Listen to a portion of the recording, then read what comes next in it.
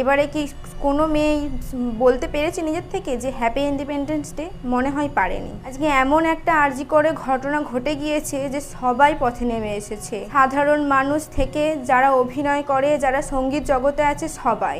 এমন ঘটনা ঘটে গিয়েছে স্বপ্নেও আমরা কল্পনা করতে পারিনি। সে তো মানে একটা সাধারণ মেয়ে ছিল না, সে একজন ডক্টর ছিল। সে যদি তার কাজের জায়গায় সেফটি না থাকে, তো আমরা সাধারণ মানুষ হয়ে পথে ঘাটে বেরোলে আমরা কিভাবে সেফটি থাকবো? ট্রেনে বাসে যেতে গেলে আমাদের নিজেদের গার্ড করে যেতে হয় কেন? এটা আমাদের স্বাধীনতা, আমাদের অধিকার। সেটা আমরা কারো কাছে দয়া ভিক্ষা চাইবো কেন?